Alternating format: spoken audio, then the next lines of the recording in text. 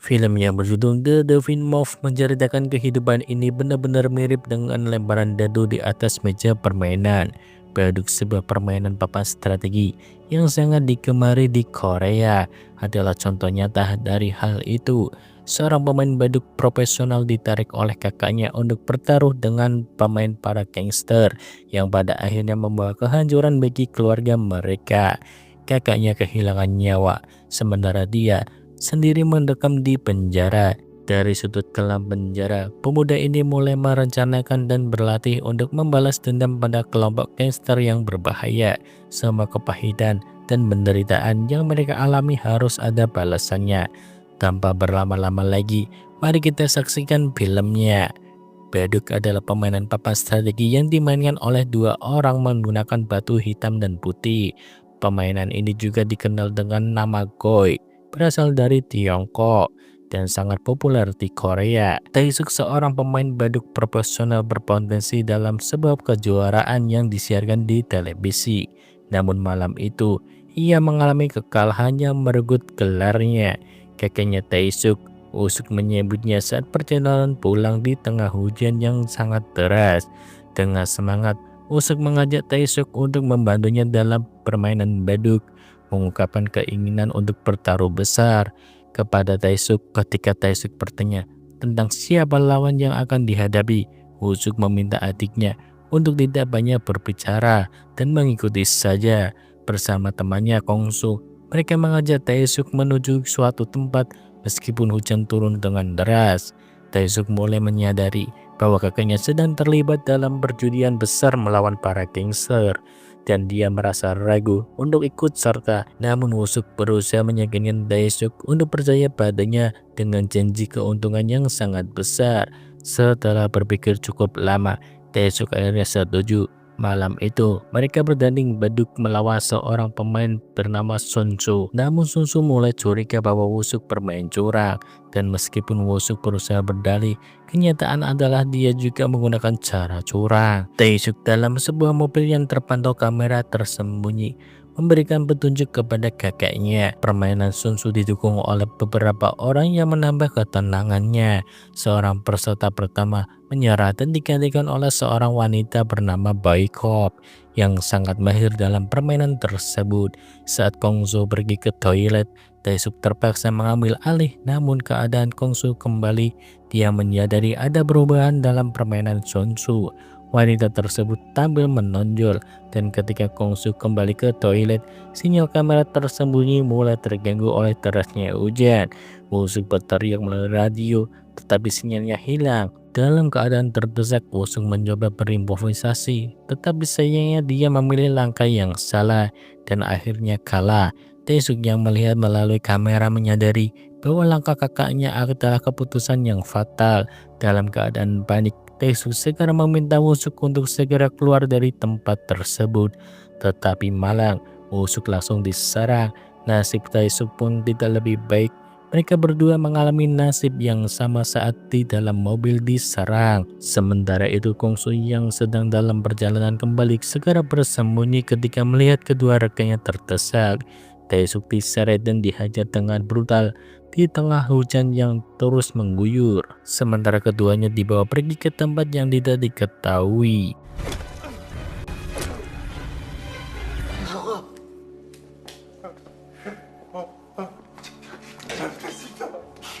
야, 씨발 족밥새. 잘못했습니다, 형사님. 어디서 훈수질이야? 영색이 신선 노름인데.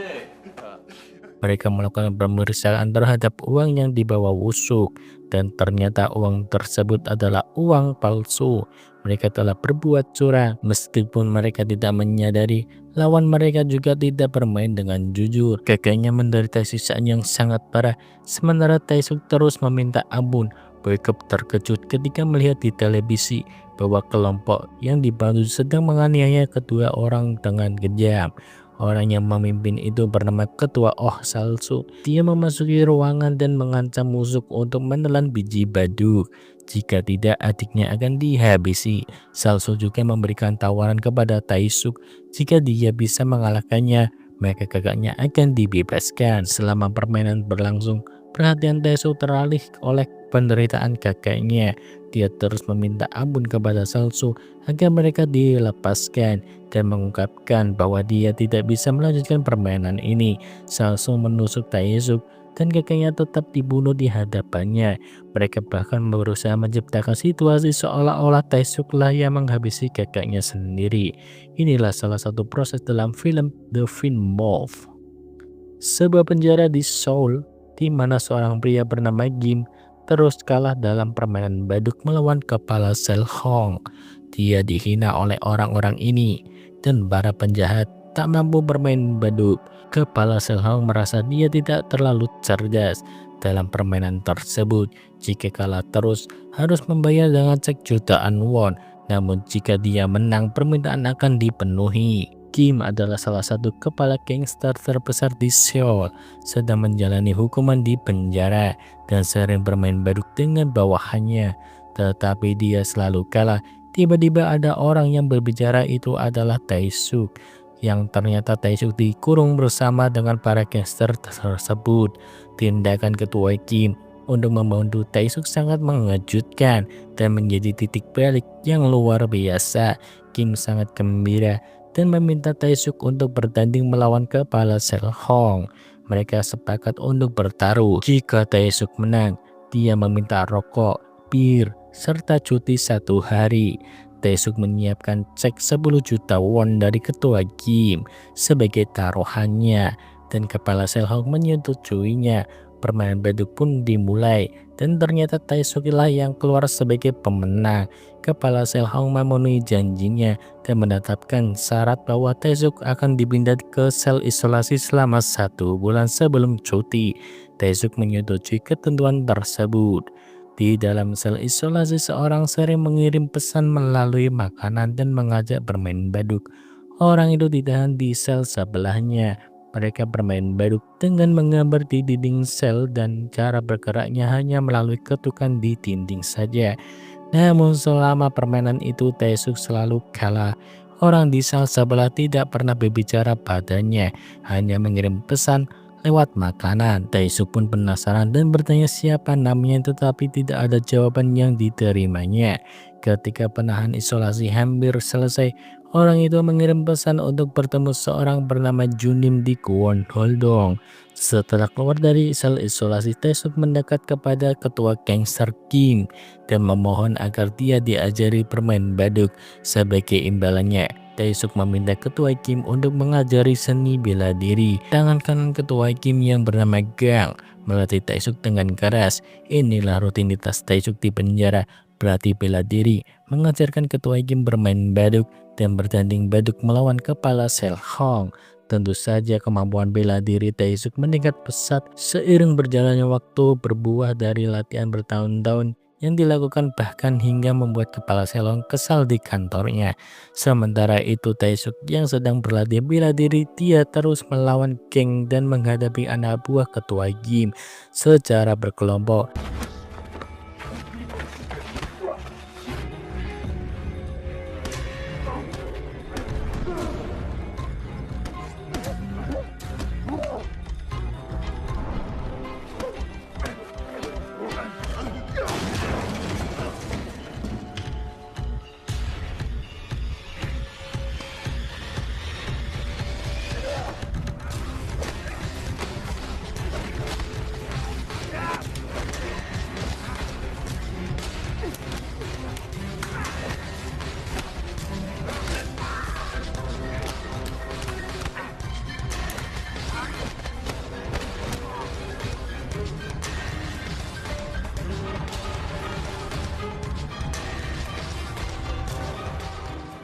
Hari demi hari hingga akhirnya Taesuk akan dibebaskan.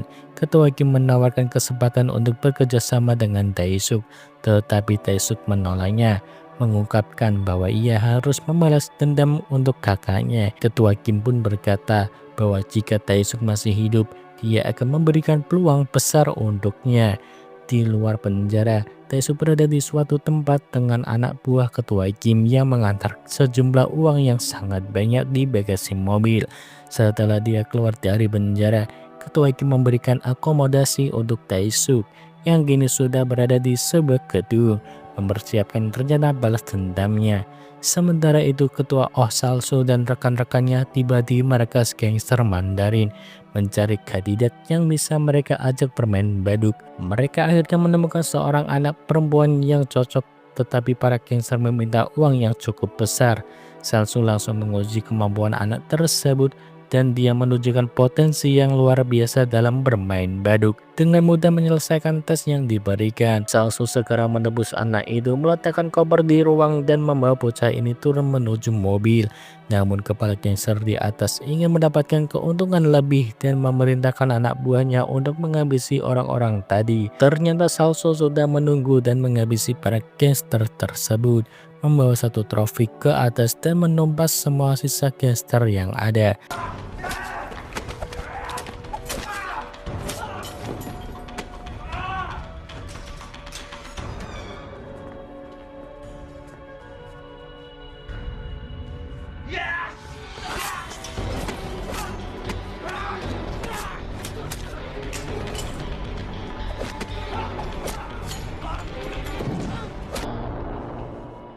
Di sisi lain, ketua Ohsalso kini telah menjadi sosok gangster yang ditakuti, mengolah sebuah tempat perjudian yang sangat besar dan selalu ramai. Di sana banyak penjudi yang mencoba peruntungan, mesti sebagai besar melakukan kecurangan. Di ruangan VIP, orang-orang kaya dengan taruhan besar bermain, dan anak buah Salso yang bernama Andari diberitahu tentang seorang target besar yang menang. Ia sekarang memeriksa melalui CCTV dan menghubungi bosnya sehingga Boykop ditugaskan ke ruangan VIP. Di ruangan itu seorang wanita yang sangat mahir bermain baduk menarik perhatian banyak orang karena kecantikannya, dan ia tidak ragu untuk mempertaruhkan semua uang kemenangannya. Tidak ada yang menyangka dia bisa mengalahkan lawan-lawannya tersebut dan mendapatkan perlakuan istimewa dari Salsu. Rekan Salsu Patua Wangsa merasa iri dengan wanita ini. Salsu yang awalnya tidak peduli kemudian merasa kasihan dengan gadis kecil bernama Riang-Riang yang baru saja diambil dan membawanya makan. Keesokan harinya, Taesuk mengunjungi rumah kakaknya dan melihat seorang anak kecil di jendela yang ternyata keponakannya. Taesuk baru menyadari bahwa istri kakaknya telah meninggal dan keponakannya yang bernama Jae-sang kini hanya tinggal bersama neneknya. Jae-sang sangat menyukai permainan baduk, namun neneknya selalu melarangnya. Taesuk meninggalkan jumlah uang untuk Jae-sang dan berjanji akan kembali lagi. Saat pergi dengan mobilnya, Taesuk bertemu dengan Ahdarin, rekan ketua Ohsalso yang juga terlibat dalam kematian kakaknya. Dengan itu Taesuk mulai menjalankan rencana balas dendamnya. Di sebuah kedai kecil yang ramai banyak orang asik bermain baduk, Taesuk yang tertarik untuk ikut bermain meminta Pak Tua pemilik kedai untuk mengizinkan berhadapan dengan seorang pemain Ahdarin. Ahdarin pun mendekati, namun orang itu tampaknya sudah tidak mengenali Taesuk lagi. Orang menarik perhatian Andari untuk berpura-pura kalah agar bisa bermain lebih lama bersamanya. Setelah uangnya habis, Taesuk mengajukan taruhan baru, yakni menembakkan jari di jidat sambil mondar-mandir.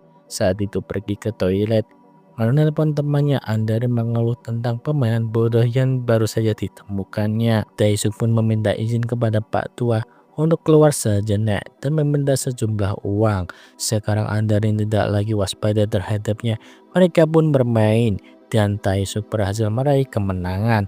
Ini mirip seperti apa yang dilakukan Andarin kepada saudaranya dulu, di mana sentilan yang keras membuat seorang terjatuh. Dalam permainan ini tersisa 9 sentilan lagi. Sebelum orang itu pun terjatuh, Andarin marah dan mengeluarkan pisaunya, tetapi Taesuk dengan mudah melumpuhkannya hingga pingsan.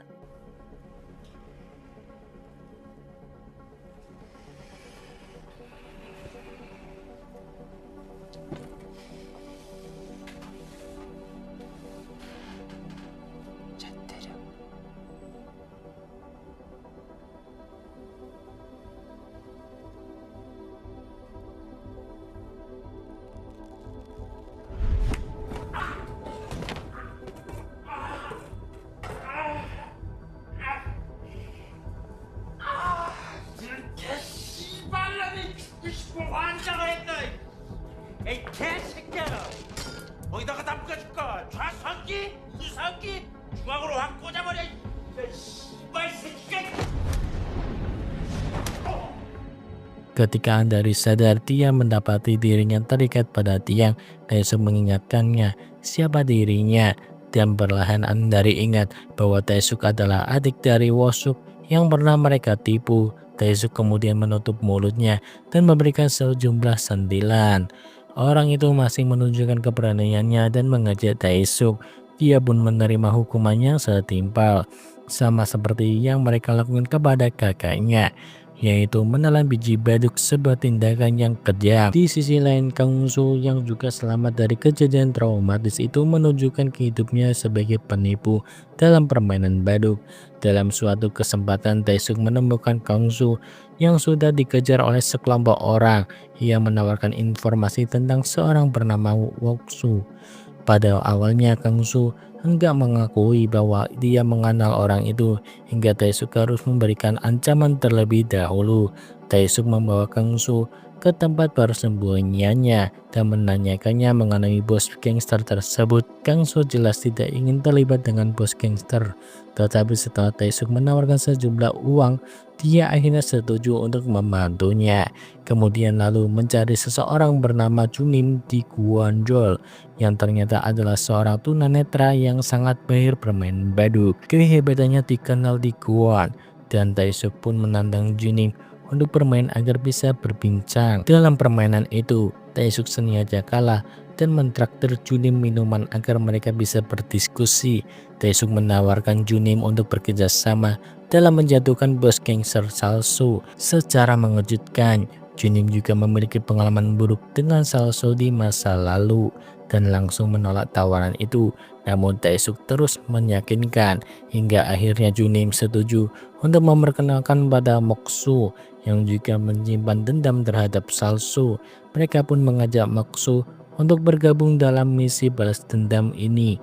Sekarang semua anggota yang diperlukan sudah berkumpul dan Moksu ditugaskan untuk memantau latar belakang Salsu dan rekan-rekannya. Salsu sendiri mengolah sebuah rumah judi, memanfaatkan kemampuan akting untuk mengecoh target-targetnya.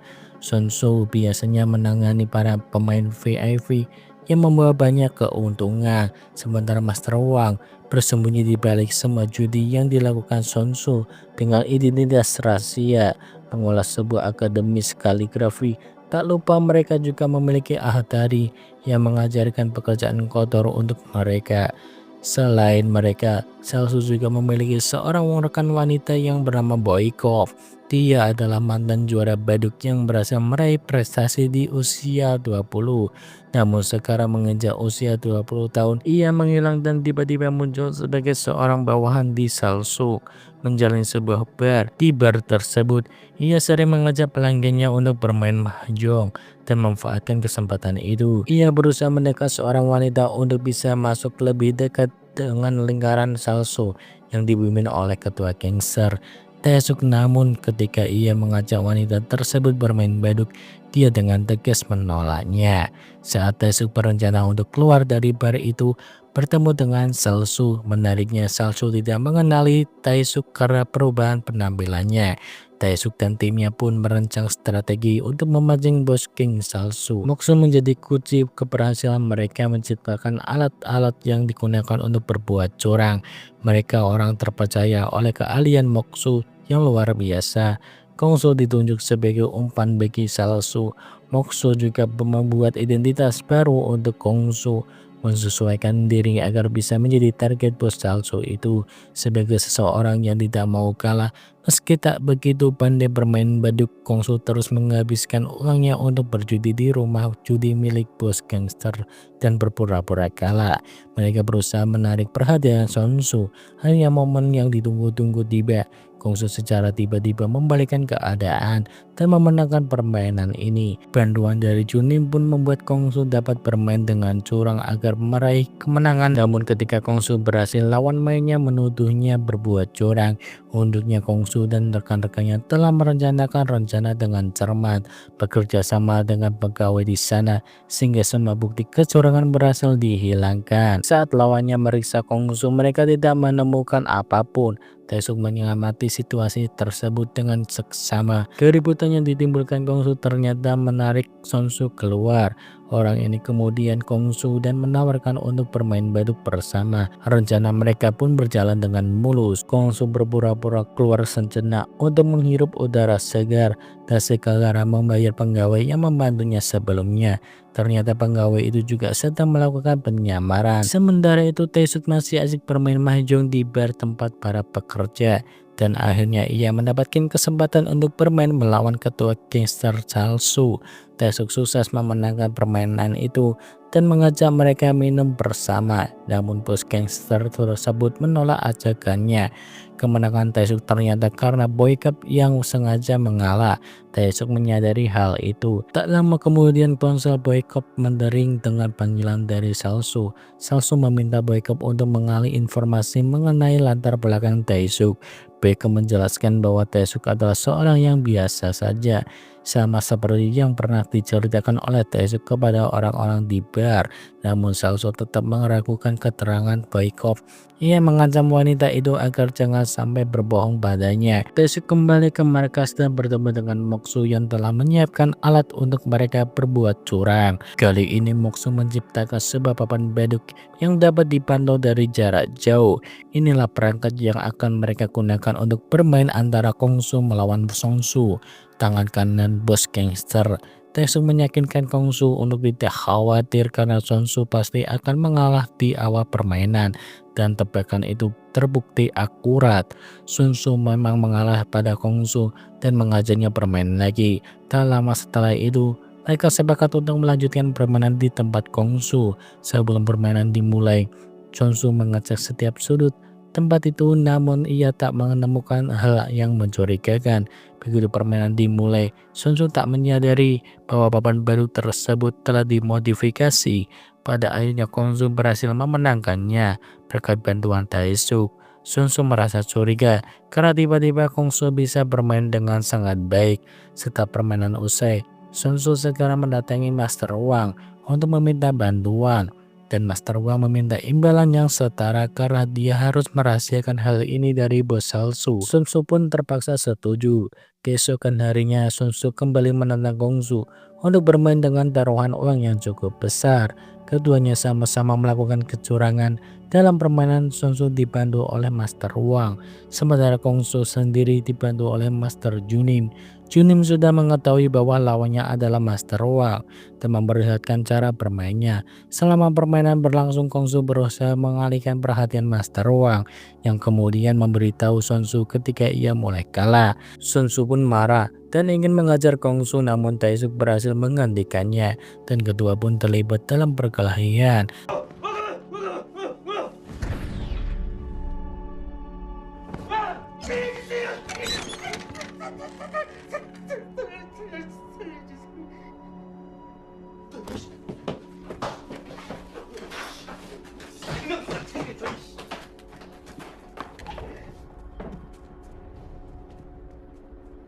신고도 없이 남의 동네로 오시면 곤란한데. 원하면 갈들고야.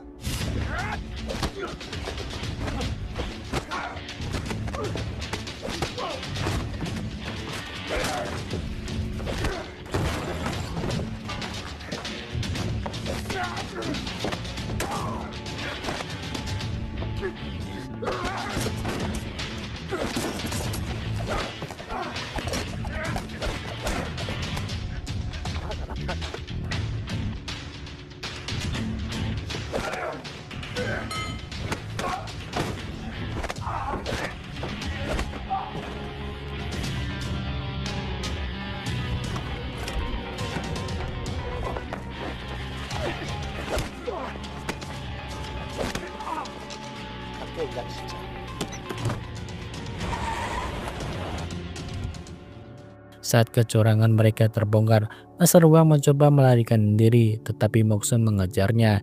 Mokso berhasil menghentikannya dan Taesuk pun berhasil menjatuhkan Sun Tzu.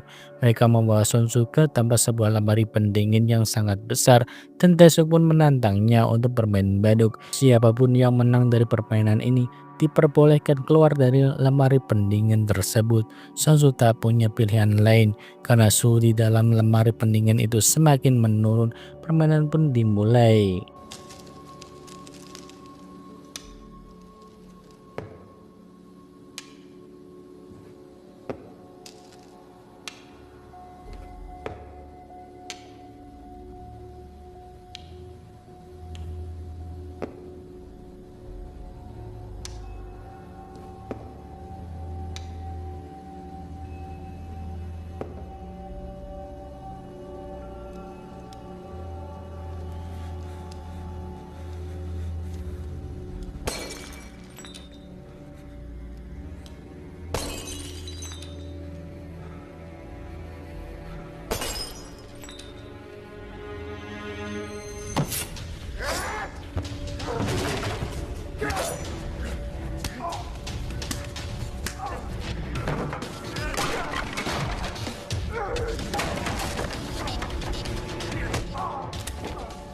Taesuk pun memberikan batas waktu untuk setiap giliran. Ketika menyadari bahwa ia mulai kalah, Sun Tzu mulai melawan dan bertarung. Mereka berlanjut.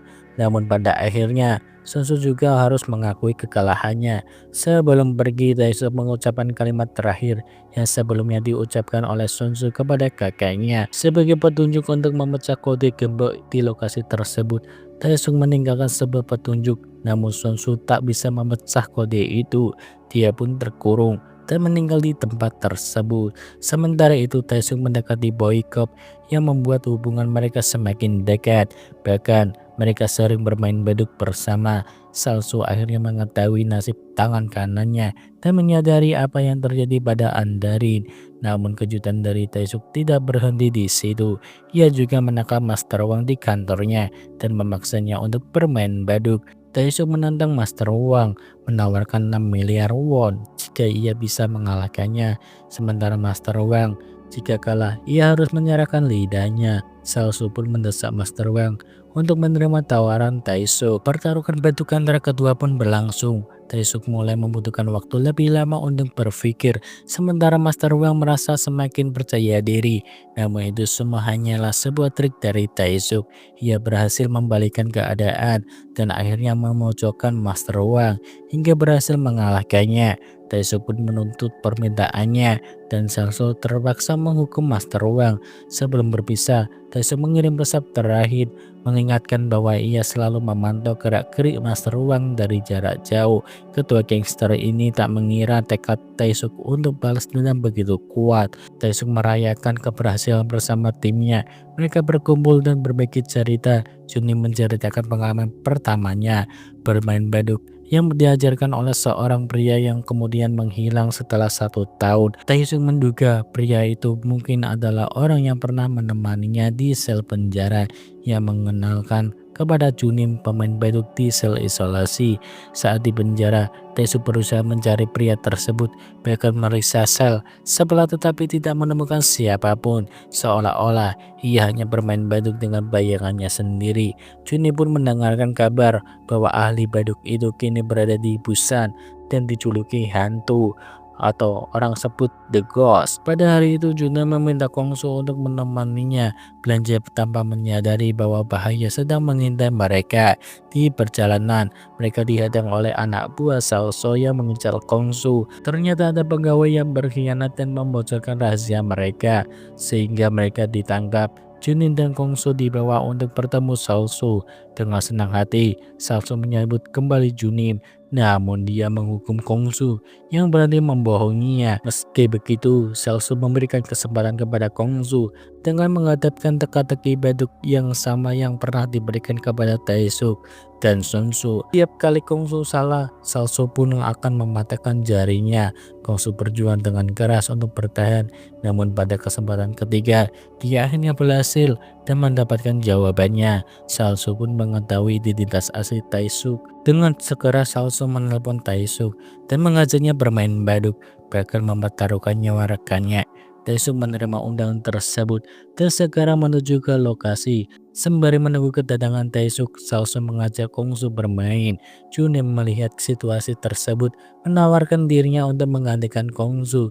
Menyadari bahwa dia tidak mampu melawan bos gangster itu, dia bersedia bermain baduk. Namun Junim kesulitan memahami permainan tersebut sepenuhnya. Kongsu pun dengan sabar membantunya menggerakkan baduk itu dan memberitahu posisi baduk lawannya. Tidak heran, dalam permainan selalu juga berperilaku curang. Liang bocah kecil itu menjadi pengarah dalam permainan yang dimainkan oleh Salso. Sementara Baikop bertugas menjaga setiap langkahnya. Junim hampir berhasil memojokkan Salso, namun Salso berhasil menyelamatkan diri dan mengalahkan Junim. Merasa ada kecurangan, Junim mencoba melawan, namun usahanya sia-sia.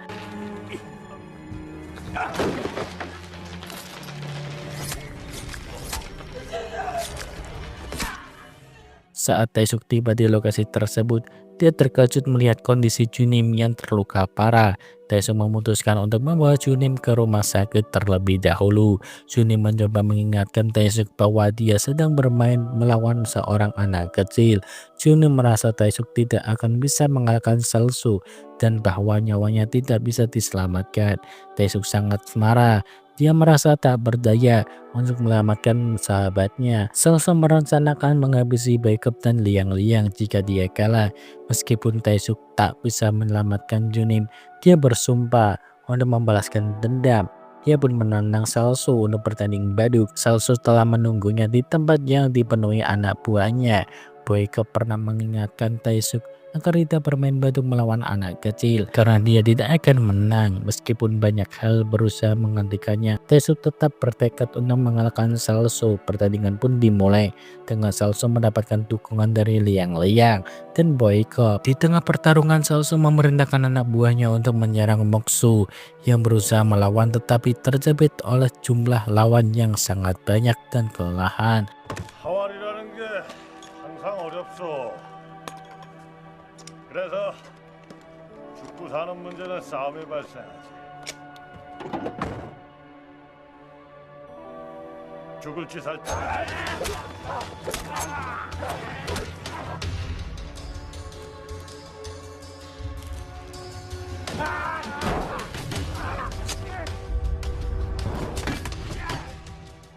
Selama pertandingan, Salso terus mengimprovisasi Taesuk dan mengancam akan menghabisi Baikop jika dia kalah. Salso menginstruksi anak buahnya untuk terus mengawasi Baikop.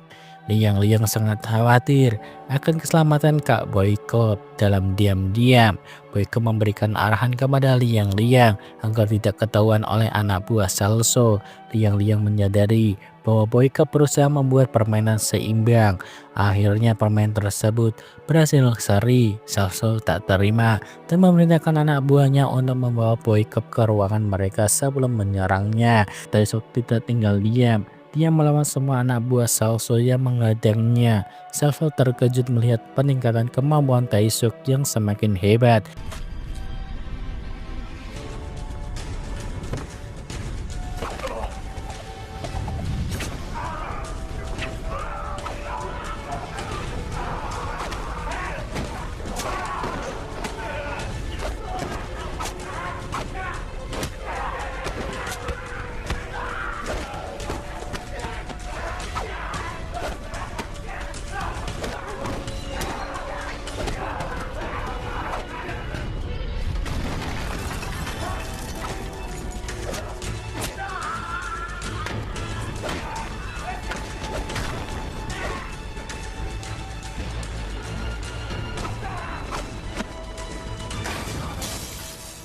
Saat mendapatkan kesempatan, Salso langsung menyerang tetapi Taesuk berhasil bertahan.